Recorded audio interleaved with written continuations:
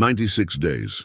That was the number Daniel Mercer had been counting since the meridian went down, since the hull cracked at 5:47 in the morning, 41 nautical miles south of the shipping lane, since the water came in faster than he could bail, since he grabbed Lily with one arm and a cooler of supplies with the other, and swam for the dark line of rock and jungle he could barely see through the salt spray. 96 days of eating whatever the tide left behind, drinking rainwater caught in coconut shells, sleeping under palm fronds woven tight enough to keep out the worst of the rain. He was 38 years old. He'd done 2 tours in Afghanistan as a Marine. He'd carried wounded men across open ground with bullets landing close enough to feel the air move. He'd told himself more than once that he was the kind of person who didn't break. He'd never had to say it while watching his 8-year-old daughter try not to cry. She was sitting by the stone ring that served as their fire pit, both hands pressed flat against the right side of her head, her face doing that thing, the thing that had taken him 3 weeks on the island to recognize, the particular stillness she put on when something hurt, and she'd decided he didn't need to know about it yet. She had her mother's eyes, dark brown, always honest, a half-second before her mouth caught up, and right now they were wet at the edges. Lily. He dropped the palm frond he'd been weaving and crossed to her in 4 steps. "Talk to me." "It's fine." "Lily Grace." She looked up. "It's just noise. Like the ocean inside my ear, but the ocean is out there." She gestured vaguely toward the water, 40 feet away. "It started 3 days ago." 3 days. She'd been carrying this 3 days and hadn't said a word, because she'd understood, even at 8, that every problem was one more thing on his back, and she was trying to spare him the weight. He'd seen it happen 100 small times over 3 months. She never complained about the food, never said she was scared when the storms came. When her shoes disintegrated around day 30, she'd simply wrapped her feet in cloth strips without mentioning it until he noticed. He crouched in front of her and pressed his forehead to hers, the way he'd done since she was a baby. He could feel the heat radiating off her skin, real heat, not tropical afternoon heat, something working inside her that shouldn't be. "Okay," he said quietly, "I'm going to fix it." "You always say that." "I'm always right." She almost smiled. He didn't. He had 7 gallons of coconut oil left. He'd been rationing it for 60 days, using it for skin, for cooking, for greasing the hinges of the shelter door he'd built out of driftwood and rope. He used 5 of them that afternoon. The fire was the largest thing he'd built in 96 days. He started with his cured wood, 2 weeks of careful drying in the hottest corner of the shelter, wood he'd been saving the way you save the last of something you know you'll desperately need. Over it, he stacked green palm fronds, soaked through with oil, layered until they formed a mound 12 feet across. He built it on the highest ground of the island's southern point, where the wind was most reliable, and the sight line to the shipping lane was clearest. Lily sat 20 feet away, wrapped in the one dry blanket they still had, watching him work. He didn't explain what he was doing. She already knew. He lit it with the last of their waterproof matches, a box of 16 he'd rationed down to 3 over 3 months. The fire took immediately, the oil-soaked fronds catching with a sound like a collective exhale, and the smoke that rose was thick and black and beautiful, a column climbing straight into the hot afternoon sky, like something that refused to be ignored. He stood beside it with his arms crossed, watching it burn. The heat hit his face in waves. His work boots were so worn through that he could feel the ground through the soles. His hands, calloused and stained with salt and sap and fish blood and things he'd long stopped trying to identify, hung at his sides. "Dad." He looked over. Lily had come to stand beside him, her hands no longer pressed to her head, the blanket draped over her shoulders like a cape. She was watching the smoke go up. "My ear hurts," she said, simply and directly, as if she'd finally decided that was allowed. He put his arm around her, pulled her into his side. She was warm against him, fever warm and small. She'd always been small for her age, 47 pounds before the island, probably less now. She tucked herself under his arm and grabbed his thumb the way she'd done since she was a toddler. her fingers wrapping around the rough, cracked length of it. He rapped back. 4 hours, he said. He'd done the math on the shipping lane. The smoke had to be seen. Someone had to be looking. Maybe less. She nodded, like she trusted him completely, and that trust was the most ordinary thing in the world. His father had told him once. He'd been maybe 12, watching his dad fix an engine in the garage at midnight with work coming at 5 a.m. A man keeps his promises, Daniel, even the ones he makes in his own head. He'd thought about that sentence maybe twice in his adult life before the island. On the island, he'd thought about it every single day. 4 hours and 17 minutes after he lit the fire, the Jayhawk MH-60 came over the ridge. If you're watching this, leave a like and tell me in the comments. Have you ever had to be strong for someone who needed you more than they let on? Because Daniel Mercer had been doing it for 96 days, and the hardest part hadn't even started yet. The rescue swimmer was young, 22, maybe 23, and came down first from the open hatch, gear bright orange against a sky that had gone grey in the late afternoon. The second person out was a woman. She dropped from the side hatch with the practiced efficiency of someone who'd done it 300 times and would do it 300 more.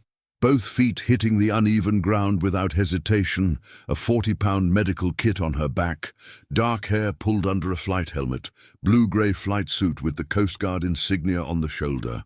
She crossed the rocky ground toward them without slowing down.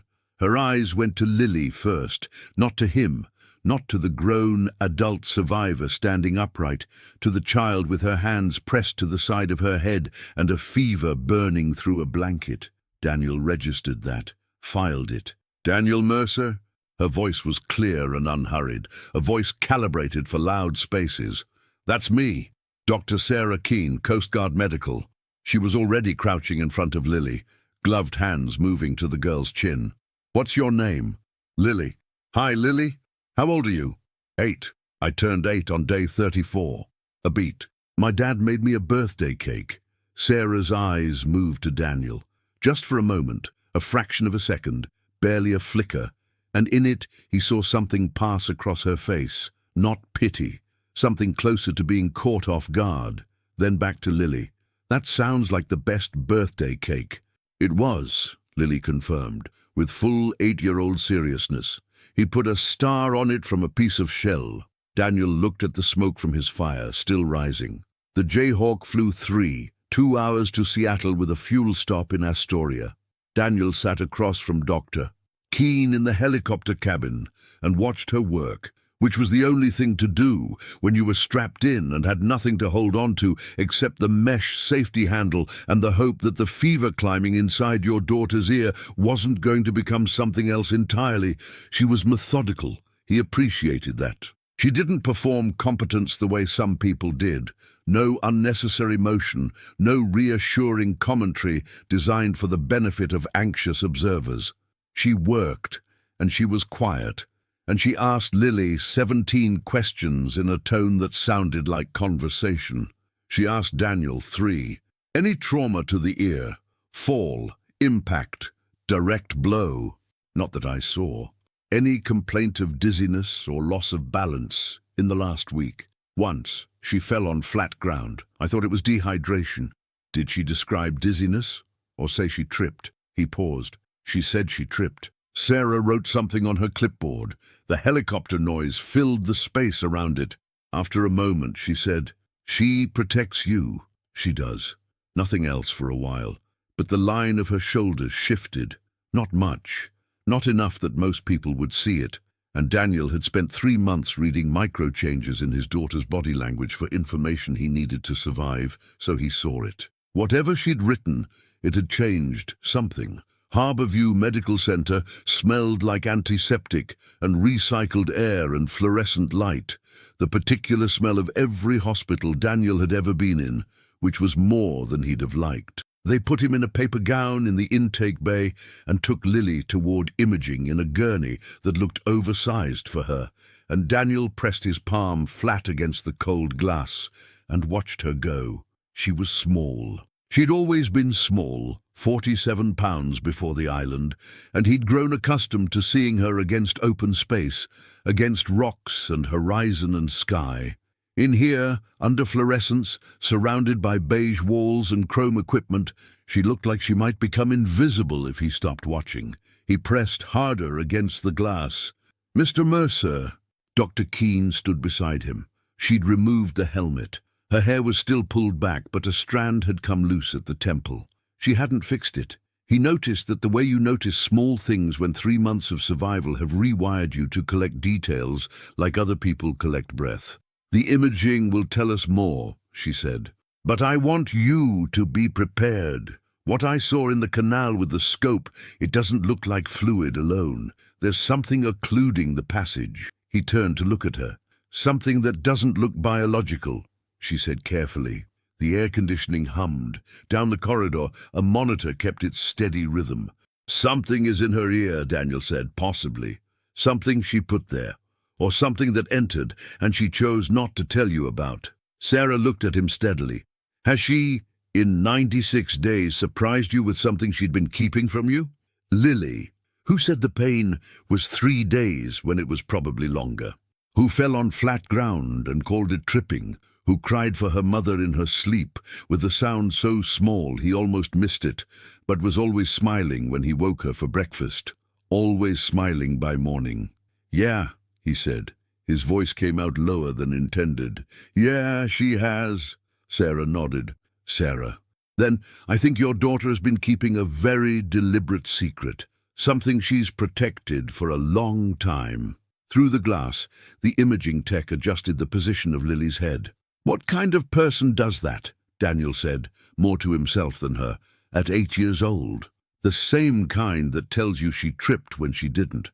Sarah's voice was careful and quiet. "The same kind that guards her father's peace of mind, like it's something worth bleeding for." She looked at the glass.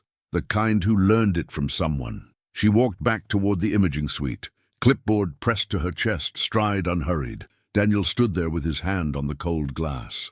96 days of ocean and smoke and salt, and somehow the thing pressing hardest on his sternum right now wasn't any of it. It was the way the doctor had said something she protected for a long time, with that particular weight on the word long, as if she already suspected it was longer than 96 days. As if the secret in his daughter's ear had started somewhere before the island. Before the island. The thought settled into him and didn't move. He didn't sleep. He'd slept maybe 14 nights well in the last 96 days, and none since the island, and the vinyl chair in the family waiting area of Harborview's pediatric wing was the particular kind of uncomfortable designed by someone who understood that sleep in hospitals was a liability. He sat in it for 6 hours, with his elbows on his knees and his hands folded, and his eyes fixed on a spot of nothing approximately 4 feet in front of him. They'd given him a hospital bracelet that said, "Mercer, Daniel A." I admitted observation and a set of scrub pants and a clean T-shirt that said "Property of Harborview," which was so institutionally specific that it almost made him laugh. He was 6'1", 196 pounds, lean now, leaner than he'd been before the island, a fact visible in the sharpness of his jaw and the way his collarbones pressed against the shirt's neckline. His hands rested between his knees, rough and cracked and stained at the knuckle creases, the kind of hands that told a full story to anyone who knew how to read them. The nurse who'd come in at 3 a.m. to check on him had looked at his hands and then immediately looked away. He was used to that. At 6:14 in the morning, the door opened and Dr. Sarah Keene came in carrying 2 cups of coffee. She set one on the small table beside him without asking if he wanted it, and sat in the chair 2 seats down with the other in her hands. "Lily's temperature is down to 99, 2 degrees," she said. "The imaging was completed at 4 a.m. I've reviewed it." She paused. "I need to talk to you about what we found." He picked up the coffee. It tasted like gas station brew, too dark, slightly burned, and it was the best thing he'd put in his mouth in 3 months. "Go ahead." "The foreign object is metallic, approximately 8 millimeters, positioned 11 millimeters inside the canal." She held his gaze. The positioning is inconsistent with accidental entry. Whatever it is, it didn't fall or get pushed in.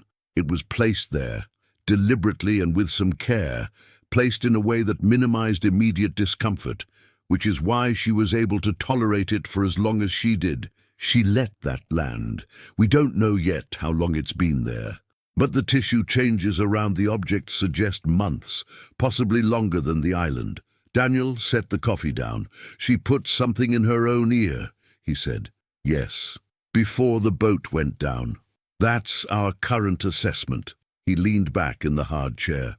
The fluorescent light above him buzzed at a frequency he'd been hearing since he sat down, and had been ignoring the way you ignore a persistent, minor pain.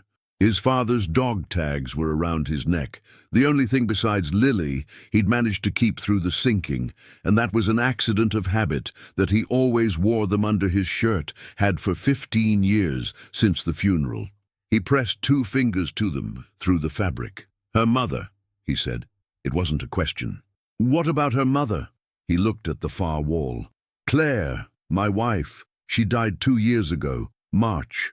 Car accident. He kept his voice level the way he'd learned to keep it.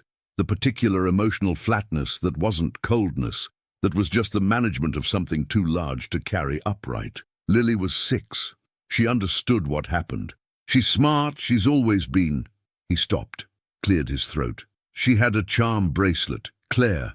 She never took it off. Silver charms, maybe 8 or 9 of them. A star, a crescent, he paused, a hummingbird.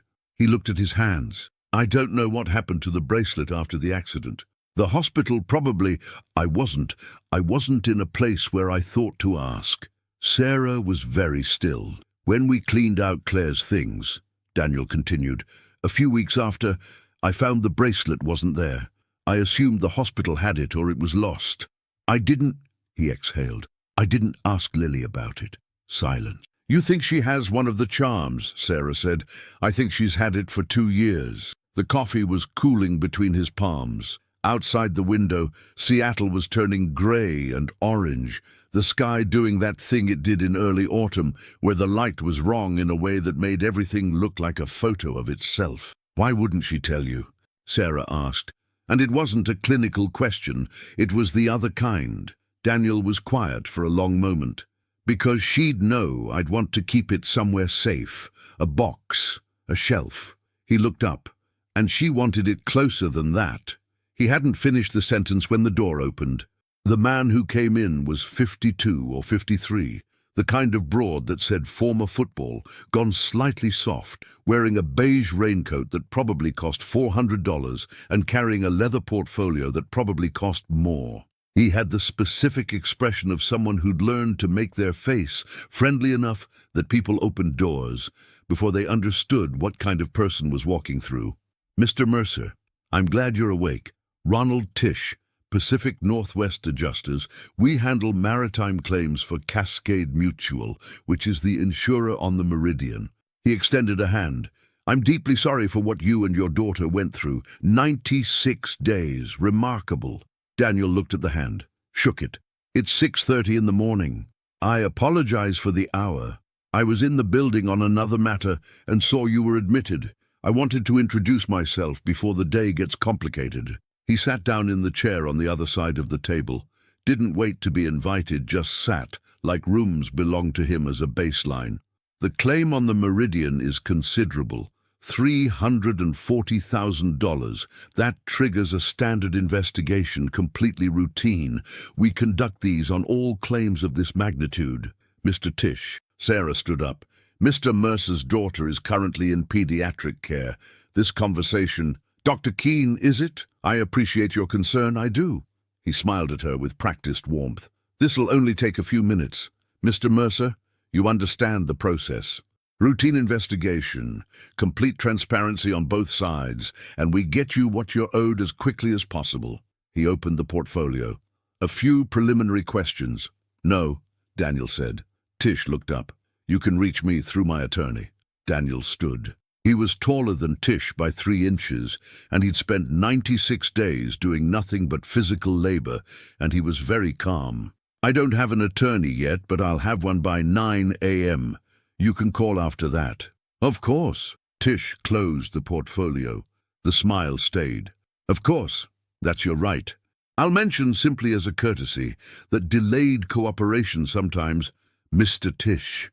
Daniel's voice stayed level, completely level. The voice of someone who'd learned that volume wasn't the same as power. My daughter is 11 meters down that hall with a 99-degree fever and a metal object in her ear that I didn't know about until 8 hours ago. I would like very much to spend my morning thinking about her and not about a boat that is sitting at the bottom of the Pacific Ocean. He looked at the man without expression. Have a good morning. Tish held his gaze for a moment, then nodded, capped his pen and stood. I'll be in touch. He left. Daniel sat back down. The coffee was cold. A man keeps his promises, he said quietly, to no one in particular, even the ones he makes in his own head. Sarah looked at him. What? Something my father used to say. He picked up the cold coffee. He meant it about work. I think it applies to that too. Promised myself a long time ago I wouldn't let anybody make my problems their entertainment. He took a drink. Not my best coffee. Hospital coffee never is. She sat back down. He's going to be back. I know. He's not conducting a routine investigation. I know that too. She was quiet for a moment. Then, what do you think he's looking for? Daniel looked out the window at the gray-orange Seattle morning. He thinks I sank my own boat. The words fell flat in the room. The hull failed, he said. I filed the maintenance reports. I flagged the Fisher 3 times in 14 months to the company that managed the dock, 3 times in writing. They sent someone twice. Twice he signed off that the hull was serviceable. He set down the coffee. The 3rd time, they didn't send anyone. He looked at his hands. I was supposed to take the Meridian out solo that trip. Lily wasn't supposed to be with me. She came because her school had a half day and I didn't have anyone to leave her with. He paused. So if you're wondering whether I would ever, for any amount of money, I'm not wondering, Sarah said. He looked at her. She said it the same way she'd asked him questions on the helicopter, without performance, without the inflection people put on things when they want credit for saying them. Just direct. You don't know me, he said. I know you've been keeping a sick child alive for 3 months on an island. She stood, picking up her clipboard. And I know you gave her a birthday cake out of coconut and a shell star on day 34, when most people would have been too consumed by survival to remember what day it was. She moved toward the door. I have a good read on people, Mr. Mercer. Goes with the job. She paused at the door. Lily's being moved to room 412 at 7. The extraction procedure for the foreign object will need to wait until her fever is fully resolved, probably 48 hours. Until then, I'd suggest you get some rest. Her eyes went briefly to his hands, the way the nurses had, and unlike the nurse, she didn't look away. You've been working very hard for a long time. It's allowed to stop for a minute. She left. Daniel sat in the chair with his cold coffee and the particular silence of a room where something important had just been said and no one had named it out loud. Room 412 was small and had a window that looked out at a parking structure, and beyond it, a thin sliver of Puget Sound. Daniel dragged a chair to Lily's bedside and sat in it and tried to rest and managed about 40 minutes before the day nurse came in, then another 20 before the hospital nutritionist came in, then nothing after that because his body had apparently decided that sleeping in chairs was something it did on islands and not in buildings. Lily was awake by 8 a.m., sitting up in the adjustable bed, eating scrambled eggs and asking questions about the room's equipment with the systematic curiosity of a child who'd spent 3 months with nothing to examine. The heart monitor fascinated her. The IV line fascinated her. The blood pressure cuff, when it auto-inflated at 8:15, made her burst out laughing. A full, real laugh, the sound of which hit Daniel somewhere central. He hadn't heard her laugh like that in a long time. Dad, it squeezes. Yeah. Like a handshake. Yeah. He leaned back in the chair and looked at the sliver of water visible above the parking structure. Lily, I need to ask you something, and I need you to be straight with me. She set her fork down. Her face shifted, not to fear exactly, but to the seriousness of someone who understood that certain questions changed things. "Mom's bracelet," he said. She was very still. "Did you keep one of the charms?" A long moment. Lily looked at her hands, both of them folded in her lap, and he watched her make a decision the way you watch weather change across open water, visibly, slowly, unstoppably. Then she looked up. "The hummingbird one," she said, "from the hospital. It fell off when they were moving her, I think. I picked it up. I wasn't trying to take it. I just picked it up because it was on the floor, and I didn't want it to get lost. And then I didn't know how to tell you I had it because you were—" She stopped. "You were really sad." Daniel's throat closed. "I wore it on a string for a while," she said, "but I was scared of losing it, so I—" She hesitated. "I thought if it was inside, I couldn't lose it. I thought I could carry her with me." A long pause. "I know that's weird." "It's not weird," he managed. "It went in farther than I meant," she admitted. "I wasn't going to tell you on the island because you already had enough things to worry about." He pressed the heel of his hand to his eyes. Just for a moment. She reached across the bed rail and grabbed his thumb. Her small fingers wrapped around the rough, cracked length of it. He rapped back. "Mum would have told me," she said softly, "that it was a good idea, right?" "Yeah," he said. "Yeah, she would have." At 11 a.m., Dr. Keene came to check Lily's fever. She knocked first, which Daniel noticed, the habit of a person who understood that patient rooms were still private spaces. She reviewed the chart, asked Lily 4 questions, and then sat on the edge of the bed and explained in detail, with the patience of someone who genuinely considered 8-year-olds an intelligent audience, what the extraction procedure would involve. Lily listened, asked 2 questions, both of them better than the questions Daniel would have asked. "Then, will it hurt?"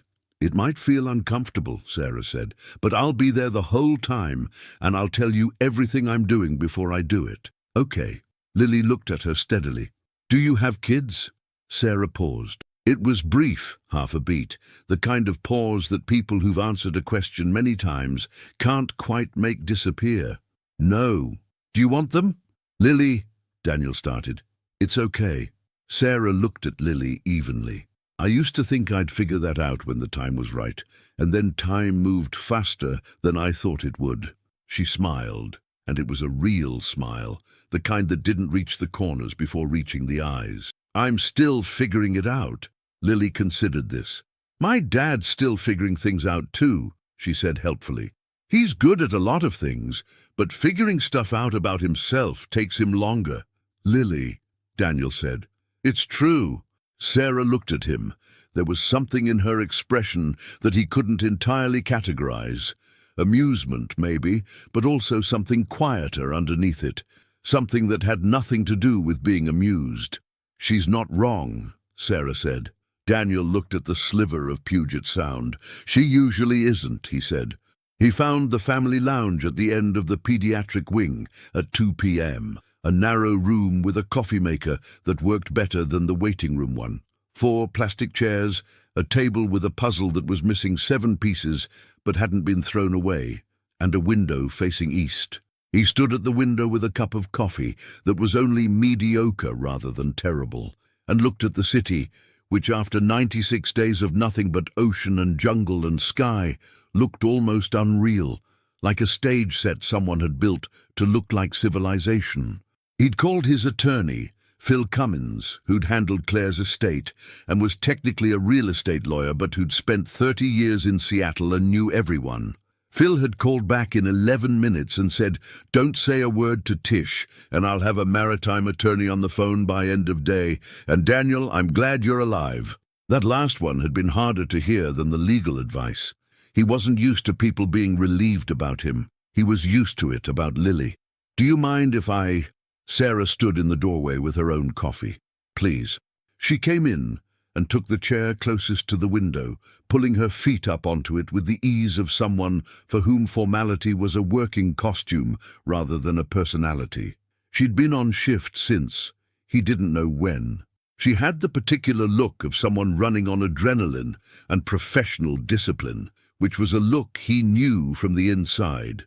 They were quiet for a moment, which was comfortable in the way that quiet between people who've been through intense things together sometimes is. She told you, Sarah said finally, about the charm. Yeah.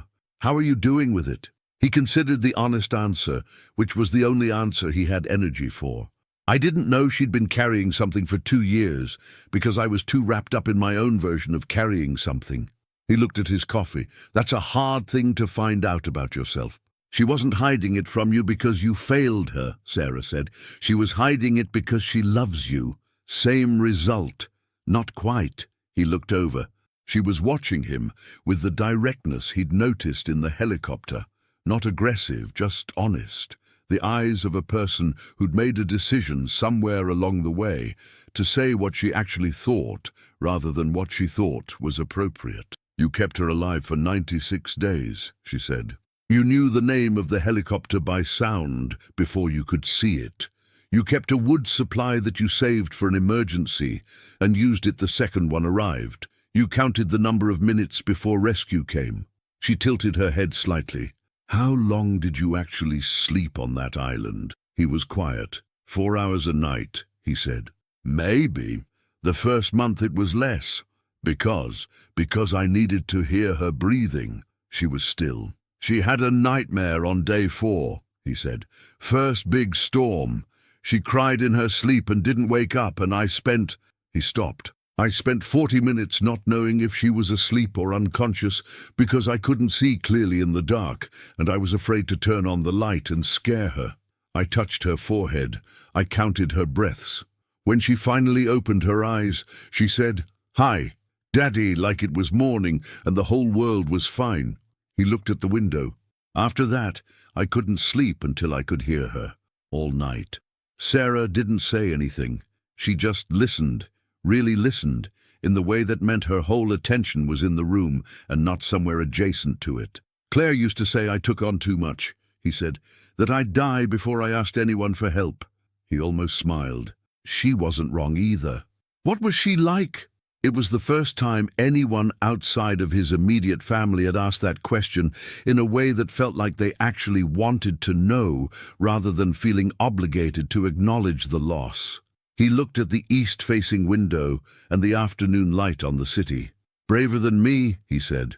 And she knew when to laugh and when not to, which I never figured out. She could read a room in about 4 seconds. She'd walk into Lily's school events and know every kid's name by the end of the night. He paused. She wore that bracelet because her grandmother gave it to her. Polish grandmother came over in 1962, basically nothing in her pocket. The hummingbird was a charm her grandmother had brought from home. Claire said her grandmother told her, "A hummingbird means you don't stay still long enough to be afraid." He stopped. She always kept it closest to the clasp, the one that was easiest to take off and put on. "So Lily knew which one it was," Sarah said. "Yeah," he exhaled. She knew which one it was. Outside, a car alarm went off in the parking structure. Someone's radio, the distant sound of a forklift somewhere below, the ordinary noise of a city that had never stopped moving. "I'm sorry," Sarah said, "about Claire." He looked at her. "Thank you." She nodded, and then, She stopped, turned her coffee cup in her hands. "I was married for 4 years. He was a surgeon here, actually. Good person, good doctor." She paused. "We wanted different things and didn't find that out until after we'd already built a life around not knowing." She looked at the window. "When it ended, I threw myself so far into work I didn't come up for air for about 14 months. My sister finally told me I was starting to look like a person who'd forgotten they had a face." A pause. That's the polished version of what she said. He almost smiled. "And the unpolished? Considerably less flattering." She looked at him sideways. "The point is, I understand more than a little bit, the thing where the people closest to you can see the thing you can't see about yourself. And you're not wrong that you carry a lot. But you kept a little girl alive for 96 days and made her a birthday cake and knew to save the best wood for the moment it mattered." She met his eyes. "That's not nothing. You're being kind." "I'm being accurate." She said it simply. "There's a difference." He went back to room 412 at 3:30 and found Lily awake and cross-legged on the hospital bed with the sketch pad that a child life specialist had brought. drawing with a set of 4 markers. He pulled the chair to the bedside and watched. She was drawing without reference, from memory, which was something she'd always done. Claire had had it too, this ability to close her eyes and reach for a thing and render it faithfully without the original in front of her. She was drawing a hummingbird. She drew it small and precise at the center of the page. Wings spread mid-hover, beak slightly tilted, 3 colors, green, blue, and a thread of red at the throat. She drew with the same focused stillness she'd had at 6, at 5, the concentration that blocked everything else out completely. She finished, held it up. "For you," she said. He took it, studied it. "It looks just like hers," he said. Lily nodded. "I practiced on the rocks," she said. "On the island. I drew it a lot." She put the cap back on the green marker with a small click.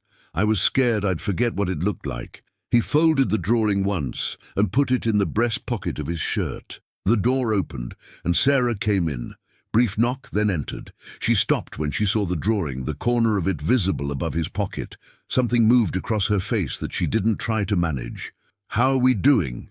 she asked, and the "we" landed naturally, the way some words do when they're not being used carefully. "Good," Lily said. "Then did you ever see a real hummingbird?" "Once," Sarah said. "My grandmother's garden in Connecticut. She had feeders. She'd get annoyed at the squirrels, but the hummingbirds drove her absolutely crazy because they were so fast she could never get a photo." She smiled. "She used to say—" She stopped. Something happened to her face. A particular kind of stillness. "What?" Lily asked. Sarah looked at the drawing, the green, blue, red bird precise at the center of the page. "She used to say," Sarah said slowly, "that you shouldn't try to hold still around hummingbirds. You had to keep moving or they wouldn't trust you." The room was quiet. Lily looked at the drawing and then at Daniel. Daniel looked at Sarah. She was looking at the breast pocket of his shirt, where the drawing was folded, and something in her expression had shifted. Not dramatically, not in a way that would have been obvious to anyone who wasn't paying close attention. But something had connected that hadn't been connected before, something she'd heard or seen or understood that was rearranging itself in her mind. She cleared her throat. "I need to go over the procedure timeline," she said, moving to the chart. "Back to clinical, efficient, steady. The fever needs to be fully resolved. I'd like to see you at 98. 6 for at least 12 hours before we proceed. Based on current trajectory, that puts us at tomorrow evening, Thursday morning at the earliest." "Okay," Daniel said. He was still watching her. She finished reviewing the chart and made 2 notes and capped her pen. "Get some rest, both of you. If anything changes overnight, the night team will reach me." She moved to the door, paused. "Mr. Mercer." She turned back, and there was something careful in the way she looked at him now. Careful in the way of someone who has just figured something out and is deciding how much of it to say. "My grandmother's name was Sarah too, Sarah Kowalski." A beat. "She came from Poland in 1958. She left." Daniel sat with the quiet of the room, and the drawing folded against his chest, and the particular sensation of a thread pulled taut between 2 points that weren't supposed to be connected. Sarah Kowalski, 1958. Claire's grandmother, Marta Kowalski, 1962. He stared at the door for a long moment. Outside the window, the sliver of Puget Sound had gone the color of old silver in the late afternoon light. Lily was watching him with the dark brown honesty of her eyes. "Dad," she said. "Yeah, something just happened." "Yeah," he said. "I think it did." He touched the breast pocket of his shirt where the hummingbird was folded. Small and precise and drawn from memory, the same memory that had lived in a charm on a bracelet that had crossed an ocean in 1962, that was now 11 millimeters inside his daughter's ear, that had kept her company through 96 days of open water and 1 birthday with no candles. The imaging report was in a file on the nursing station. He hadn't read past the first page. He pulled out his phone and called Phil Cummins back. "Phil, I need you to find me information on a family, Polish immigrants, name of Kowalski, Chicago or Connecticut probably. Came over sometime around 1958 to 1962. A pause on the other end. "Daniel, I'm a real estate lawyer. I know. Find me someone who can. He hung up, looked at the door. Whatever Dr. Sarah Keene had just understood in this room, she hadn't said it out loud yet. But she would. And when the extraction procedure opened that ear canal 48 hours from now, he had a feeling that the small silver hummingbird wasn't going to be the only thing that came out. Something else was about to surface, something none of them were ready for.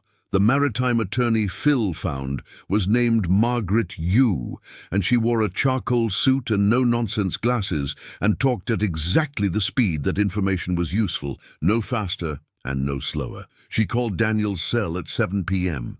Wednesday and told him 4 things in 6 minutes.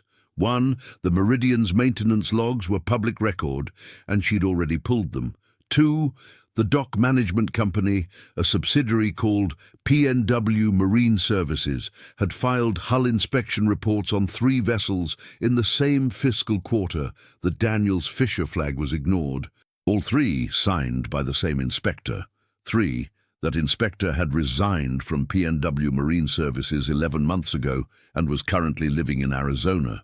4, Cascade Mutual and PNW Marine Services shared a parent holding company called Cascade Pacific Holdings, which created a conflict of interest that was, in her words, not subtle and not smart on their part. In plain English, she said, they let a boat go out with a known defect and then hired their own subsidiary's insurer to investigate the claim. That's not a routine investigation, Mr. Mercer. That's a cover. What do I do? Nothing. You eat your hospital food, you take care of your daughter, and you let me work. Do not speak to Ronald Tish. Do not speak to anyone from Cascade Mutual. If someone from their team approaches you in that building, you say 3 words, call my attorney. That's it. Okay. One more thing. A pause. The survival log. The journal you kept on the island. He'd kept it in a waterproof case with their ID documents, a spiral notebook. 4 by 6 inches, 96 pages, every page filled front and back with dates, conditions, resources, decisions. He'd done it instinctively the first morning on the island, the same way he'd done after-action reports in the Marines. If something went wrong, there needed to be a record of what he knew and when he knew it. Yeah, he said, I have it. Keep it. A beat. Keep it close. That journal may be the most important document in this entire case. She paused again. Phil told me about your wife. I'm sorry. Thank you. Your daughter sounds remarkable. He looked at the wall of the family lounge. Yeah, he said. She is. He was back in room 412 by 8. Lily was asleep, genuinely asleep. The good sleep of someone whose fever had dropped to 98. 8, and whose body was finally allowing itself to rest rather than fight. He sat in the chair beside her bed and watched her breathe, which was still something he needed to do, would probably need to do for a while yet. The notebook was in the waterproof case, in the bag they'd given him at intake. That bag, and the clothes he'd been rescued in, were the total sum of what he'd brought off the island. The notebook was warped from humidity, but intact, every page legible. He opened it to day 1. Euro 600, hull failure, lost bearing before radio. Lily secured. Swim approx 800 meters to landmass. She's okay. First priority, shelter and water. Second, signal. He flipped forward. Day 34. L birthday. Made cake, coconut pulp, oven rock heated, put star from abalone shell on top. She said it was the best birthday cake. I think she meant it. He flipped to the last page. Day 96. Fire built. L. Has had ear pain 3 days minimum, longer probable. Temperature elevated. She didn't tell me. She never tells me the things that are hers to carry. I don't know where she learned that. Smoke column visible 6+ miles. Someone will come. He closed the notebook. He'd written that last entry an hour before the Jayhawk came over the ridge, and he'd believed it when he wrote it, the way you believe something when the alternative is to stop moving. Someone will come. Not hoped. Believed. The way his father had believed things, steadily, without requiring evidence first. The door opened with a knock that was quieter than usual. Sarah came in, still in scrubs, looking at her clipboard, but in the way that meant she was using it as an excuse to enter rather than because she needed it. "Sorry, I saw your light." "It's fine." She checked Lily's chart, touched her wrist lightly to feel her pulse without waking her, made 2 quick notes. Then she sat in the other chair, the one on the far side of the room, and looked at the notebook in his hands. 98-8, she said. "She'll be at baseline by morning. We can schedule the extraction for tomorrow afternoon." "Good. You should sleep." "I know." She didn't leave. He didn't ask her to. The room had the particular quality of 8 p.m. hospital rooms. Everything outside dialed down, the corridor quieter, the monitors lower, the quality of light different, less institutional, closer to a room someone might actually live in. "I looked something up," she said. "After I left this afternoon." He waited. "My grandmother, Sarah Kowalski, came to the U.S. from Roswell in 1958. She had a sister named Marta, who came later in 62. They were close, then weren't. A falling out of some kind. My grandmother never talked about it in detail. Different cities, different lives." She turned the clipboard over in her hands. "I never knew Marta's married name." A pause. "My grandmother died in 2019. Marta died in 2021, Daniel said. "December, 6 months before Claire." He looked at his hands. "Claire named Lily after her. Lily Marta Mercer." The room was quiet for a moment. That was one of the larger ones he'd sat through in a life that had recently contained several. "So," Sarah said. "So," he said, "your daughter has been carrying my grandmother's hummingbird charm in her ear for 2 years. "It was Claire's grandmother's first," he said, "which means it was your grandmother's. Which means the hummingbird came over from Roswell in 1958 and has been in this family ever since." He looked up. "In both families." Sarah was looking at Lily, at the sleeping shape of her, the small rise and fall of breath, the arm curled at the side of her face, the way it had been in every photo Daniel had since she was born.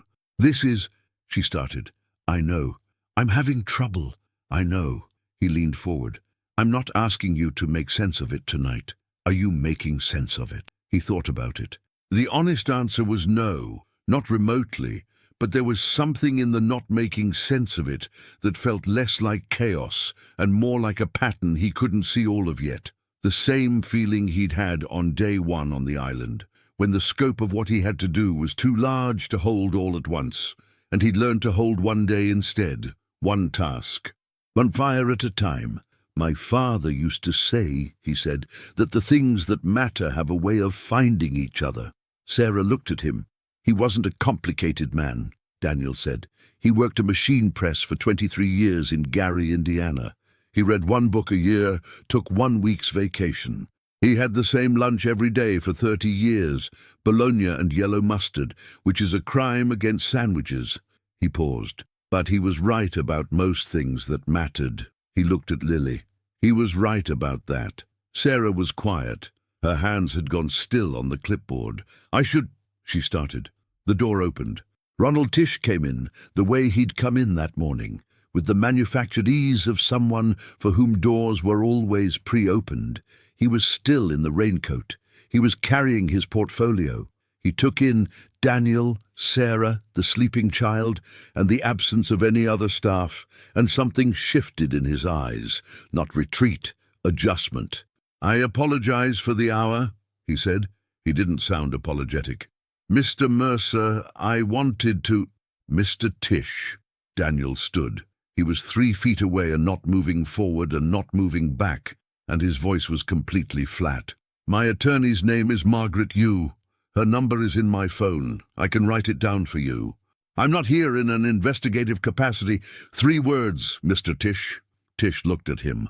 "Call my attorney." A moment. Tish's eyes moved to Sarah. A quick assessment, the kind that measured and filed. "Doctor, I hope you're aware that personal involvement with patients' families is something your board of review takes seriously." The room temperature changed.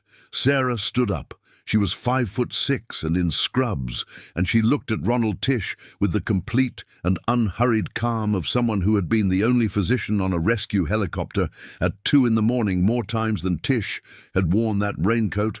"Mr. Tish," she said, "this is a pediatric ward. If you are not a patient, a guardian, or a staff member, you are trespassing." She walked to the door, opened it, and held it. "I'll need you to leave right now, or I'll ask security to assist you." A long moment. Tish looked at Daniel, looked at Sarah. Then he adjusted his portfolio under his arm, nodded once, and left. Sarah let the door close. She stood with her hand on the door for a moment, her back to him. Then she turned around. Her face was controlled, but something beneath it was not. "He came to this room," she said, "with a sleeping child in the bed." "Yes, that wasn't about insurance." "No," Daniel said, "it wasn't." He looked at the door. "He's scared of what Margaret Yu is going to find. He came here to see how rattled I was." He sat back down. "People like that need to see fear. Tells them how much time they have." "And he didn't see any." Daniel shook his head. "No." She looked at him for a moment. Then she sat back down too. Neither of them said anything for a while. The monitors beeped steadily. Lily breathed. The city outside was fully dark now, the parking structure lit in sodium yellow, the sliver of sound invisible beyond it. "I don't rattle easily," he said.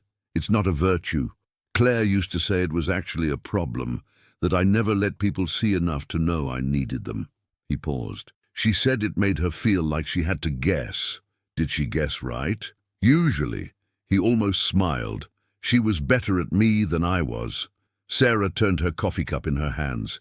"My ex-husband said something similar, that I was, and I'm quoting, professionally calm in a way that left no room for anything else." She tilted her head slightly. "He wasn't entirely wrong. But there's a difference between being calm and not feeling anything." She looked at the window. "I feel things. I just learned to feel them quietly." She paused. "Comes with the job. Comes with a lot of things." He looked at her. The part of him that had spent 3 months reading micro-changes in people's faces was paying attention, and what it was reading was something he hadn't expected to be reading this particular week, in this particular room, in his particular life. He recognized it the way you recognize a smell from a long time ago, suddenly and completely, before you've identified what it is. "Sarah," he said. First time he'd used her first name, he felt her register it. "I'm going to ask you something, and I'd like an honest answer." "All right. Is your involvement with us—" He gestured slightly toward Lily. "Still professional?" The room held its breath. She looked at him directly. "It stopped being entirely professional," she said. "Somewhere around the birthday cake." He nodded. She nodded. Neither of them said anything else, because neither of them was the kind of person who required the last word to confirm a thing that had already been said. But Tish's warning was still in the room. Personal involvement with patients' families, a board of review, her career, which he had watched her inhabit with total competence and quiet pride, hanging on a question she hadn't answered yet. He wanted to say something about that. He wasn't sure what. He filed it, the way he filed everything that needed to be addressed but had to wait its turn. One task, one fire at a time. He woke at 2 a.m., in the chair with his neck at an angle that would take 2 days to unknot, and Lily watching him with her dark brown eyes from the bed, fully alert, hands folded. "How long have you been awake?" he asked.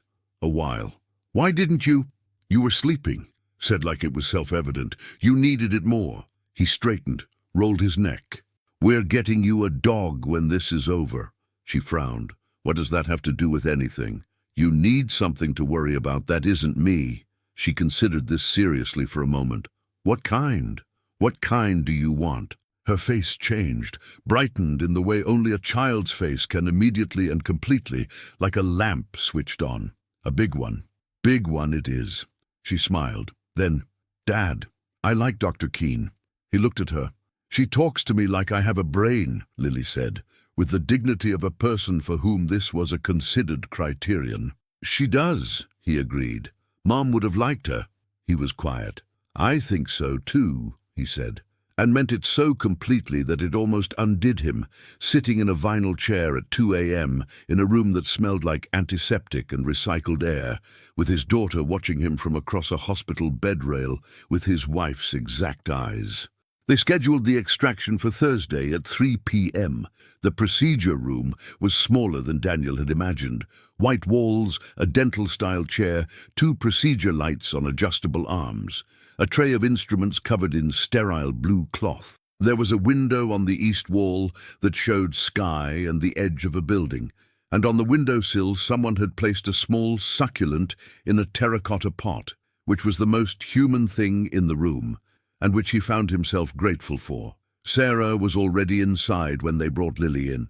She'd arranged for a child life specialist, a young woman named April, with a warm voice and a tablet full of things to look at, to sit on Lily's left side, and she took the right herself, standing close but not crowding. She explained everything in the order she'd promised: the scope, the suction, the microforceps, the time it would take, what it would feel like. Lily listened with the full attention she gave to things that mattered. Daniel stood at the back of the room. They'd offered him a chair. He stood. "Ready?" Sarah asked. "Yes," Lily said. "If you want me to stop at any point, you say so." "Okay, you're going to be fine. I know." And from Lily's voice she did. "My dad wouldn't let me not be." Something moved across Sarah's face. She caught Daniel's eyes across the room. Brief, half a second, and then she looked back at Lily and picked up the scope. Daniel crossed his arms and breathed. His work boots were on the floor of this sterile room, and the fluorescent lights were too bright, and the wall behind him was cold through his shirt. He pressed back against it slightly. He could feel his pulse in his hands. 14 minutes. That was how long the procedure took. He counted everyone. "All right," Sarah said. "You're done." Lily let out a breath. April offered her a sticker, which she accepted with the gravity of someone accepting a medal. Sarah set the microforceps on the tray and turned to the small steel bowl where the irrigation had collected and picked out with 2 fingers, an object the size of a lentil. She held it up to the light. It was a silver hummingbird, miniature, 8 millimeters, exactly as the imaging had shown, wings spread in mid-flight, beak slightly tilted up. The silver had gone slightly dark in the creases from 2 years inside a small warm-ear canal, but the shape was perfect, intact, unmistakably a hummingbird in the act of hovering. The room was quiet. April looked at it. The nursing assistant by the door looked at it. Lily was trying to see it from the chair. Daniel pushed off the wall and crossed the room. Sarah held it out to him on her palm, flat, offered, deliberate. He picked it up. It was smaller than he'd expected, lighter.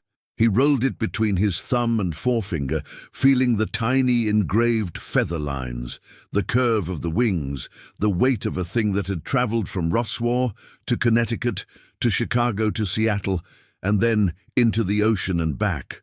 "It's perfect," Lily said. She was sitting up, craning to see. "Is it okay? Is it okay?" "It's perfect," he said. His voice came out rougher than he intended. "Can I see?" He crossed to her, held it at her eye level. She looked at it the way she'd looked at the fire on the island the night they lit it, with total concentration, as if by looking hard enough she could hold something in place that might otherwise slip away. "I kept her safe," Lily said quietly. He crouched to her level, eye to eye, her mother's eyes right there, present and honest, and 8 years old. "Yeah," he said, "you did." She wrapped her arms around his neck the way she'd done since she was a toddler, sudden and complete, no warning, all in. He caught her, arms going around the small warm weight of her, face pressing into her hair, and held on with the particular grip of someone who has understood in their body what it means to almost lose a thing, and chose to never take it casually again. Behind him, he heard Sarah set something down quietly on the tray. He heard the nursing assistant move toward the door. He stayed where he was for a long moment, crouched on the floor of a procedure room with his daughter's arms around his neck and a silver hummingbird in his fist. And then he stood up carefully, Lily still holding his neck until he peeled her gently back. She had his eyes. brown-green, his side of the family. But the way she looked at him right now, the particular expression of someone who knew what they had and had decided to say so, that was all Claire.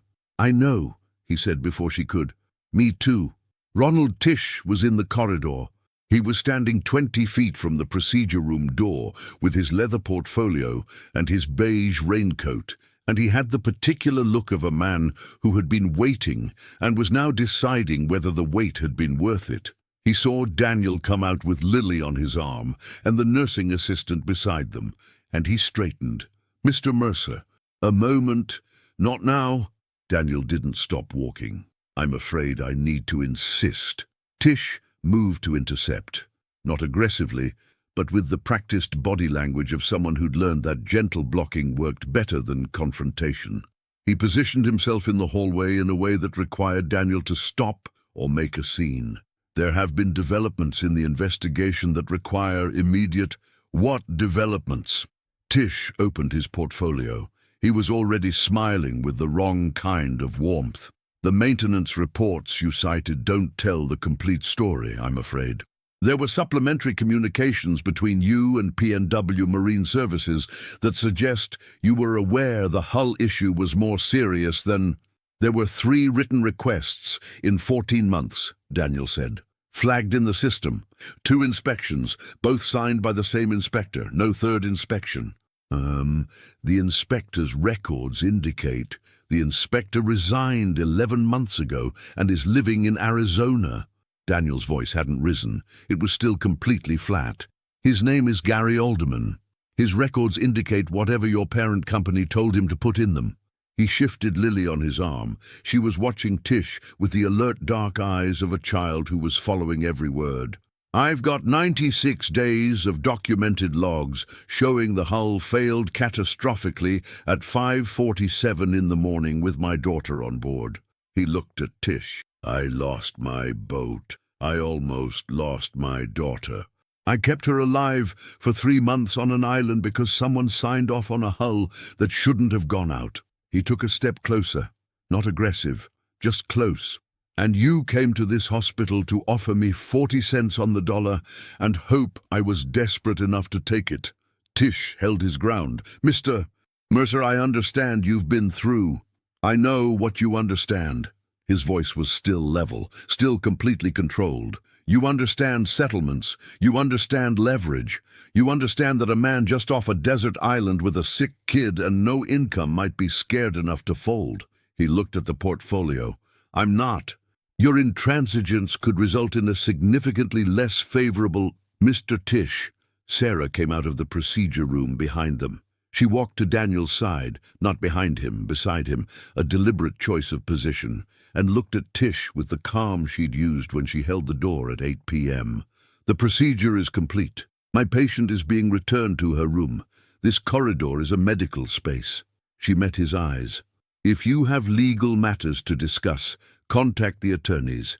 If you're here because you thought an unwell child and an exhausted father might be easier to manage in a hospital hallway—" She paused just slightly. "You've misjudged both of them." The words fell into the corridor with the simple, clean weight of a statement that required nothing added to it. Tish looked at her. He looked at Daniel. He looked at Lily, who was watching him with the same open, honest expression she gave to everything. No judgment, just attention, the way a child looks at something they're trying to understand. "I see what I need to see," Tish said quietly, to himself more than to them. And then he closed his portfolio, tucked it under his arm, and walked toward the elevator. The corridor was quiet. 3 nurses at the station had gone still. The nursing assistant was standing in the middle of the hallway. A resident who'd been walking from the far end had stopped near the stairwell door. Nobody said anything. Lily's voice cut through it all. "Dad," tugging his sleeve, "can we get lunch? I want real food. They have a cafeteria." He exhaled, looked at Sarah. She pressed her lips together in a way that was not quite a smile, but was the emotion that a smile would have been, something private, contained, genuine. "I want soup," Lily announced, to the corridor at large. "Soup," Daniel agreed. The cafeteria was almost empty at 4:15 on a Thursday afternoon. They took a table by the window. Lily, Daniel, and Sarah, who'd come along because Lily had asked her with the directness that made refusal feel unnecessary and wrong. Lily had tomato soup and a grilled cheese that she ate with the systematic focus of someone who had been fantasizing about grilled cheese for 3 months, which she had. Daniel had black coffee and a turkey sandwich. Sarah had coffee. Lily finished half her soup and looked at Sarah over the rim of the bowl. "What was your grandma like?" she asked. Sarah looked at her. "Sarah, my grandmother, she thought about it. Stubborn. She had an opinion about everything, and the opinion was usually right, which made the stubbornness worse." She smiled. "She made pierogi from scratch every Christmas. The whole process took 2 days, and she refused any help and then complained that her back hurt." She paused. "She called everyone Kochani, sweetheart, even people she'd just met." "Did she have a garden?" "Always. Even when she lived in an apartment in her 70s, she had window boxes everywhere. Tomatoes, herbs, flowers she named individually." She glanced at Daniel. "The hummingbird feeders, like I told you, she had 4 of them." Lily looked at the table. Then she opened her fist. The small silver hummingbird lay on her palm. "It was hers, right?" she said to Sarah, "before it was my great-grandma Marta's." Sarah was quiet. "I don't know for certain, but probably they were sisters." Lily looked at the charm. "Does that mean it's yours?" "No," Sarah said immediately and without hesitation. "It belongs to your family." "But your—" Lily stopped, looked at her dad, looked back at Sarah. Her 8-year-old brain was visibly working through a calculation that involved more variables than most 8-year-olds had access to, and she was handling it with her usual methodical precision. "What if," she said carefully, "it belongs to both?" Daniel looked at his daughter. Then he looked at Sarah. She was looking at Lily with an expression that was trying to stay clinical and losing the fight, the particular expression of someone whose professional calm has run out of room to stand. "I think," Daniel said slowly, "that's about the smartest thing anyone has said this week." "I'm usually the smartest person in the room," Lily confirmed. She closed her fingers around the hummingbird. "I'm keeping it safe until we figure it out." "Okay," Sarah said. Her voice was slightly unsteady. "That sounds right." "Also," Lily said, looking at Sarah directly, "I think you should keep coming around, even after I'm not a patient anymore. Because my dad needs people who are honest with him, and that's harder to find than you'd think." "Lily, it's a fact, Dad." She picked up her grilled cheese. "I'm just saying." Daniel pressed 2 fingers to the bridge of his nose. He heard Sarah make a sound that was not a cough and not a laugh, but was somewhere between them, brief and involuntary and quickly controlled. "I'll take that under consideration," Sarah said gravely. "Good," said Lily, and went back to her soup. Daniel Mercer had survived 96 days of ocean, starvation, and one calculating 8-year-old. But sitting across from Sarah Keene in a hospital cafeteria while his daughter ate grilled cheese and stage-managed his emotional life, he was starting to think this was going to require an entirely different set of survival skills. And for the first time in 2 years, that didn't seem like a bad thing. Margaret Yu called it 7 a.m. Friday. "The inspector's records are being examined by a state board," she said. "Gary Alderman has a lawyer, and his lawyer has been making exploratory calls about cooperation. That means Alderman is scared and is looking for a deal, which means he has something to deal with." She paused. "Don't celebrate yet. This is just the beginning of a process that will take time. But I want you to know, this morning, Cascade Mutual's outside counsel contacted my office. And they didn't call to fight a beat. They called to schedule a conversation." He stood in the family lounge with the early grey Seattle light coming through the east window and the coffee pot making its sound, and let that land. 3 months on an island, a hull flag ignored 3 times, 96 days of rationed coconut oil and caught fish, and his daughter's small fingers wrapped around his thumb in the dark. "Call to schedule a conversation." "Margaret," He kept his voice steady. Whatever the outcome, I need to know that what I put in that notebook, what happened to that boat, is on the record, somewhere official, regardless of settlement. Understood? That's the first thing I'm going to ask for. She paused. You're sure about that? It means a longer process. I know. He looked out the window. But there are other boats in that dock, other families. A long silence. All right, Mr. Mercer. He could hear the small shift in her voice, something that wasn't exactly warmth, but was the professional equivalent of it. Let's put it on the record. They discharged Lily at 11 in Rheims on Friday. She walked out of room 412 under her own power, which she could have done 3 days ago, but had delayed until the last possible moment because she wanted to get to the bottom of the cafeteria's dessert menu, a goal she'd accomplished methodically and without apology. She was wearing the clothing they'd been given at intake, a hospital-branded sweatshirt 2 sizes too large and sweatpants with a drawstring, and she looked like the happiest person in the building, which she probably was. Sarah met them at the nursing station with discharge paperwork and a follow-up appointment scheduled for the following Thursday. She went over the paperwork with Daniel, 2 minutes, efficient, clinical, and then crouched in front of Lily. How's the ear? Perfect. Lily tilted her head experimentally. Better than before, actually. The noise is gone. Good. That means we got everything. She looked at the girl steadily. I need you to come back Thursday so I can look inside and confirm the canal is healing.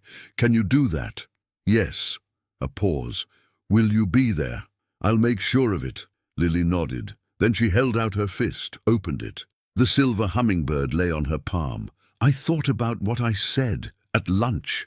Sarah waited. I think you should have it, Lily said. For now, until we figure out the belongs to both part. Lily, I kept it for 2 years. Lily said with 8-year-old authority. I think I kept it long enough. She looked at the charm. It should keep going.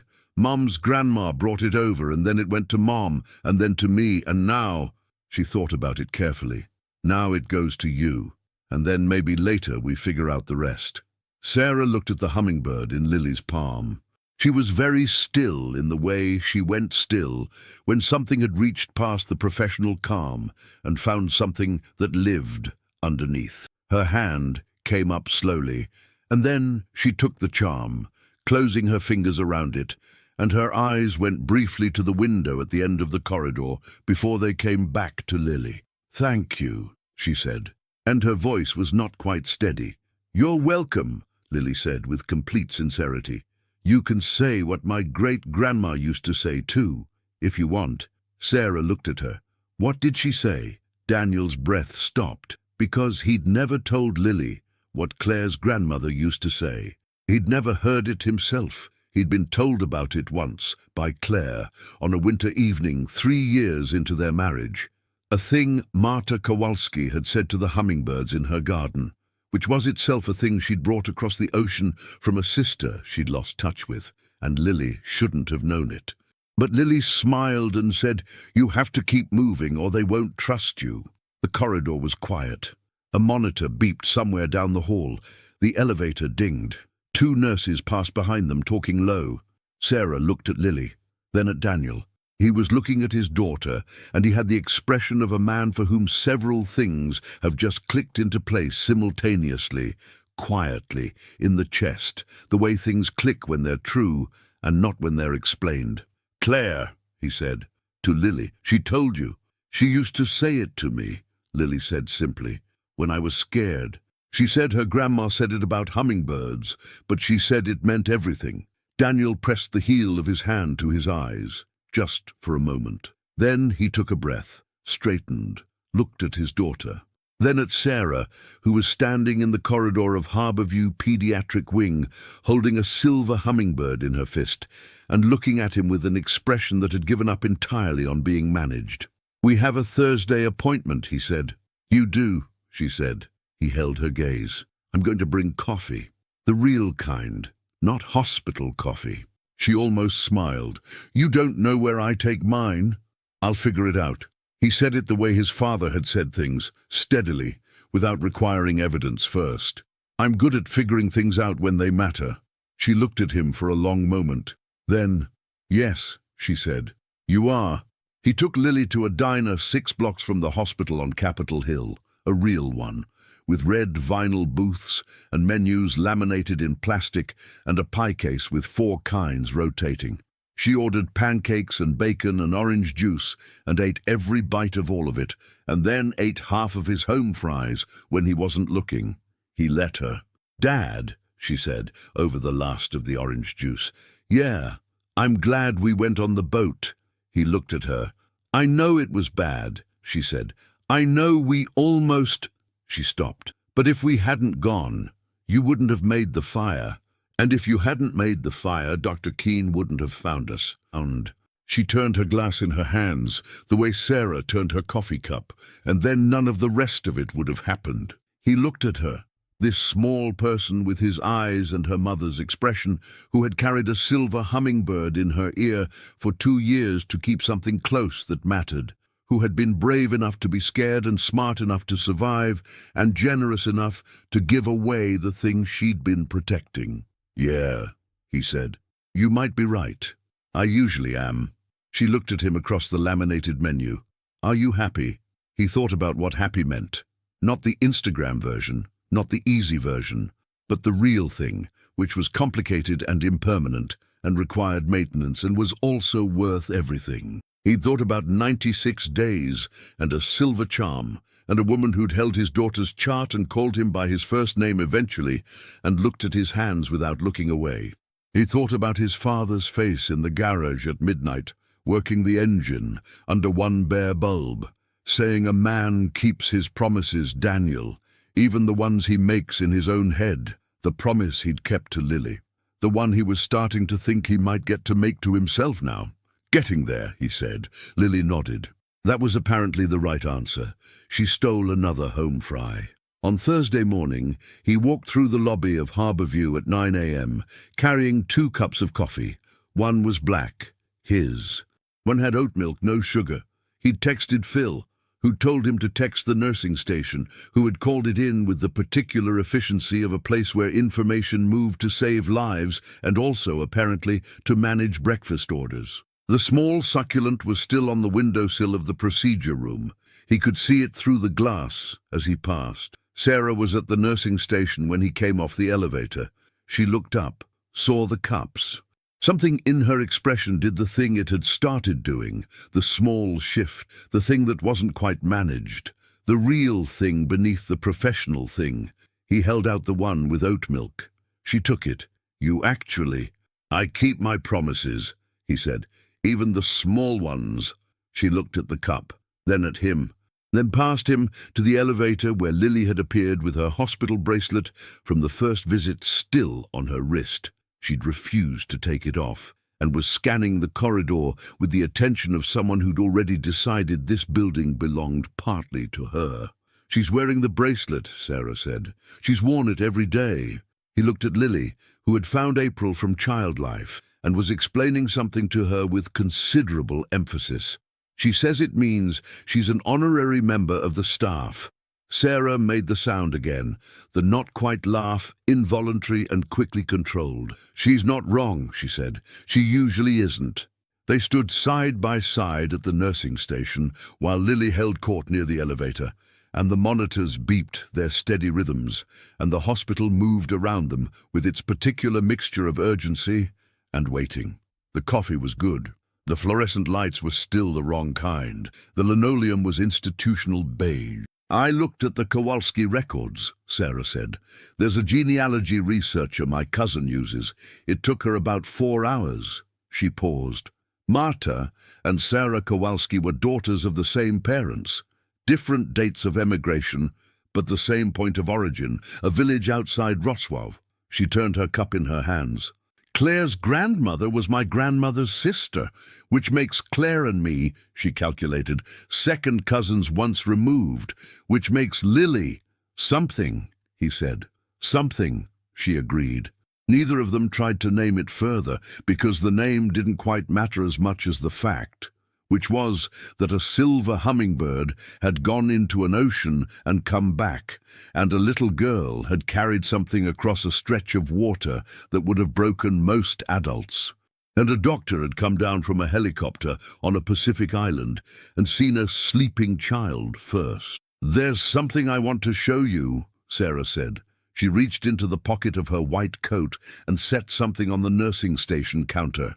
It was the hummingbird charm on a new chain, silver, delicate, the kind that cost real money and had been chosen with care. "I can't wear it," she said. "It's Lily's, but I thought—" She paused. "I thought until she's ready for it back, it should be somewhere she can see it." She met his eyes. "If that's all right with you." He looked at the charm on its new chain.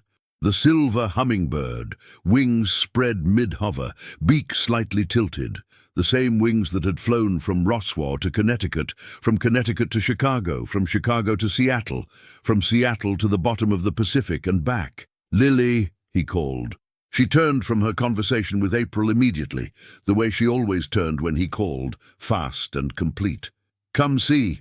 She came to the counter, looked at the chain with the hummingbird, looked at Sarah, looked at Daniel. "For you to wear," Daniel said, "while you hold on to it." Lily thought about this for exactly the amount of time she needed to, which was less than 5 seconds. "Yes," she said, "that's right." She looked at Sarah with the frank, clear honesty of her mother's eyes. "You have to keep moving or they won't trust you." "I know," Sarah said. Her voice was very steady. "I'm working on it." She unclasped the chain, lifted it, and put it on, the hummingbird settling at her collarbone above the neckline of her white coat, small and silver and mid-flight, wings spread in the act of going somewhere. Lily looked at it, nodded, satisfied. Daniel looked at Sarah. She reached over, past the clipboard, past the mugs and the charts and the whole edifice of professional appropriate distance, and put her hand briefly over his. Just for a moment, just long enough, her palm against his calloused knuckles, warm and deliberate and real. Then she picked up her clipboard and turned toward room 412. "Let's take a look at that ear," she said. Lily grabbed Daniel's thumb, small fingers wrapped around the rough, cracked length of it, and pulled him forward. He rapped back and followed. Some things make it across the ocean. Some things make it through 96 days of open water and storm and grief and silence, and back into the world again, changed but intact, still mid-flight, still moving, still hovering in the particular way of creatures that have learned that stillness is the one thing they can't afford. The hummingbird always finds its way home.